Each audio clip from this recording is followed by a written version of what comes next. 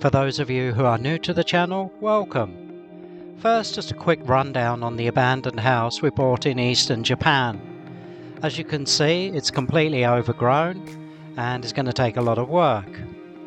There's also an enormous bamboo forest that comes right up next to the house. Here you can see another pile of junk, bottles and cans hidden behind the greenhouse. So far we've come across poisonous snakes, giant frogs, spiders, and now this. If anyone knows what it is, please let me know in the comments below. Now to the purpose of today's video, tree cutting.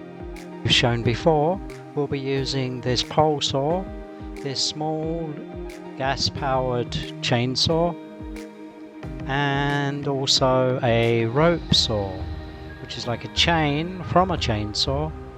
It's very useful for the higher branches. And then finally we'll be using a electric pole chainsaw, I think it's called. It's only about 3 meters, been very useful so far.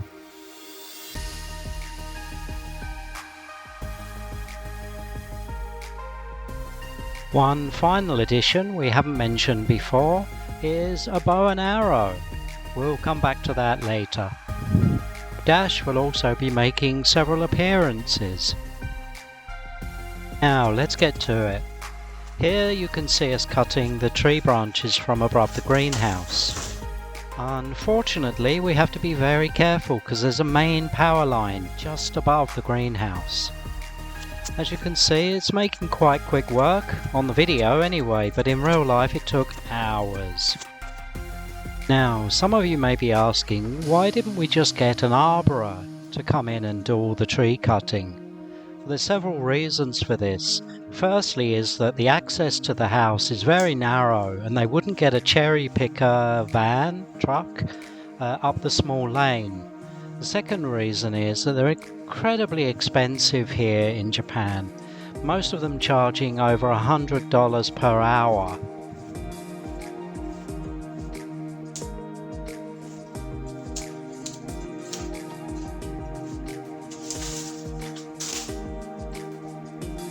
This particular tree above the greenhouse is a Japanese oak. My guess is it's more than about 100 years old, as the base is probably around 6 feet or about 2 meters in diameter.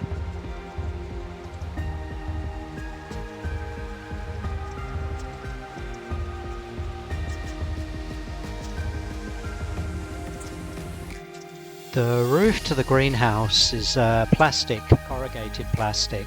It was in pretty bad condition in the first place, but with all these branches falling on it, it's in a lot worse condition now.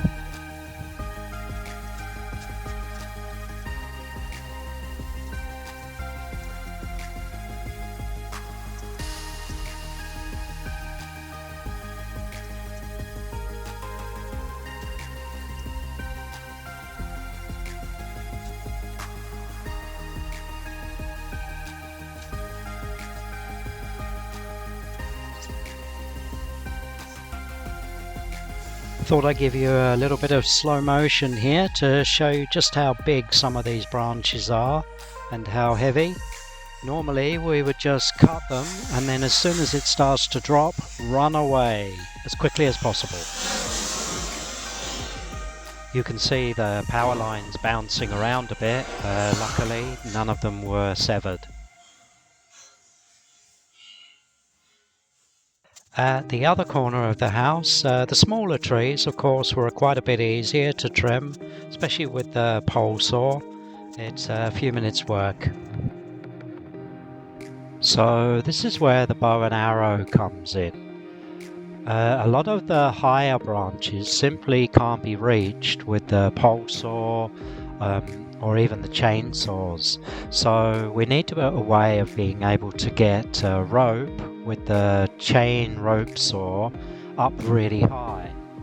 Some of the lower ones we were able to just attach a weight to a small line and throw it over the branches, but some of them are just so high it's impossible to get the line up there. So basically what we're doing here is attaching a fine line to an arrow, tying it on and then just taping it on for a little bit of extra security. Here you see my son with the cheap bow and arrow. He's now going to fire it over the branch, and once it comes down we can then attach a heavier rope. Yes, crossbow would have been more accurate, but unfortunately crossbows are illegal in Japan. With a little bit of work we can then pull the heavier rope up over the branch. It can be a bit of a problem sometimes as the rope is a bit heavier and can get caught up in forks of branches and trunks of trees, but we've been quite successful so far.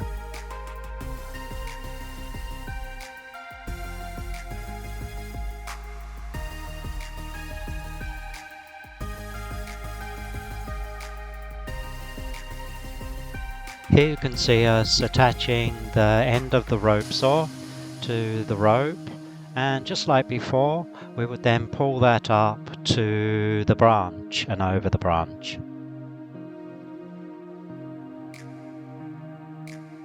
Once it's in position, we're able to then use that saw back and forwards to cut through the branch.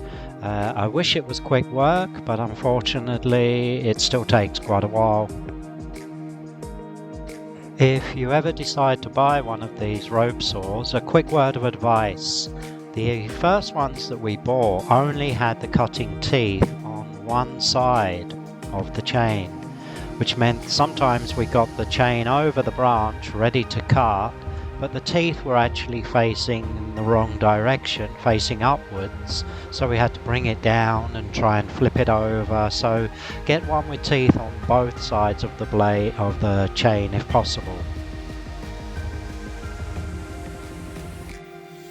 And finally it comes down. Onto the other end of the house now. Here you can see us using a hammer with the fine line to get some of the lower branches. After several accidents, being hit in the head and tripping and breaking 3 ribs, after this you'll notice that I'll be wearing a helmet. Just a quick shot of some of the branches we need to take down.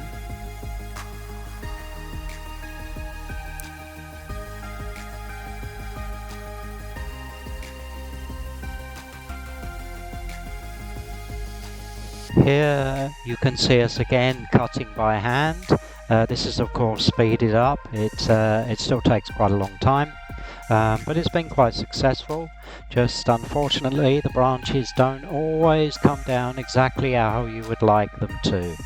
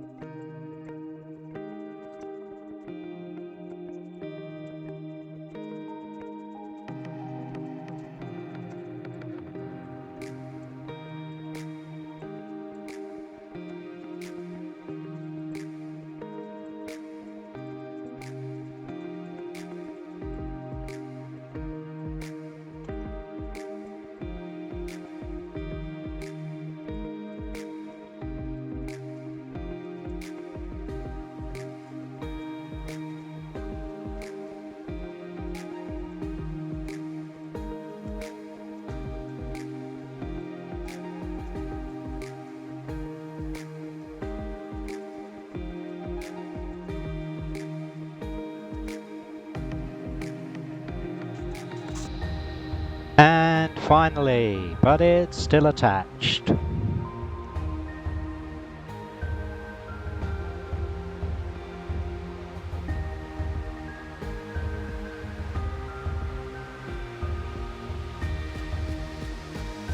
Success, but as you saw, it took part of the house with it. It's just a cover for extractor vents in the kitchen. It's not going to be needed anyway.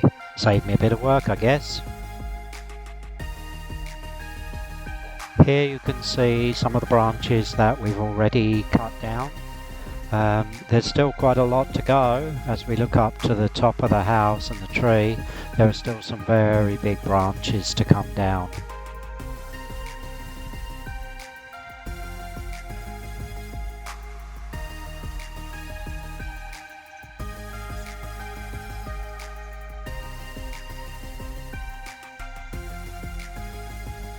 It's hard to see on camera just how big these branches are. Most of them are about 10 inches diameter, about 25 centimeters. There's a lot of them, and going round now to the back of the house, you can see just how many we have to deal with and cut up.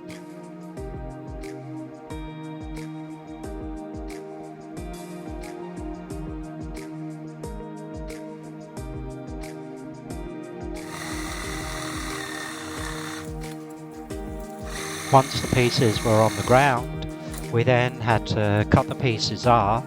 Here you see my wife using a saw for the first time to cut the smaller branches, and then either I or my son went through with a big chainsaw to cut the big pieces up.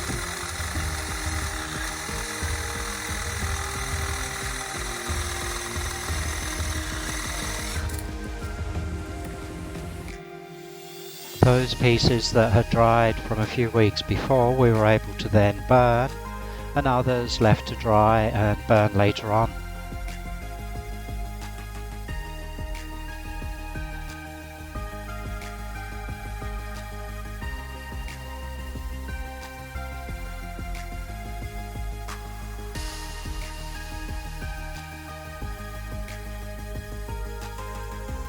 You may remember from the last episode, when we were clearing around the back of the house, we came across a big pile of paving bricks.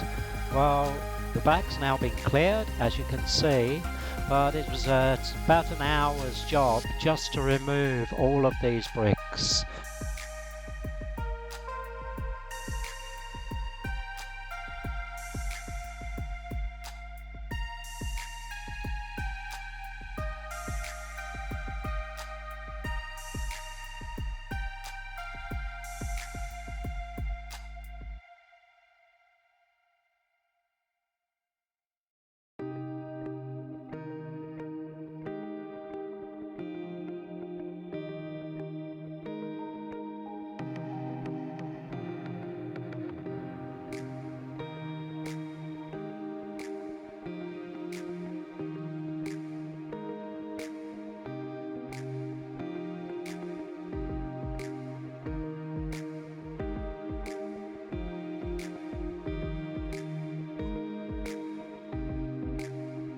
Finally cleared. There's also a water outlet which is connected at the back of the house, and yep, we're done round there. Thanks for watching. Please feel free to subscribe, like and comment below, and we'll see you again next time.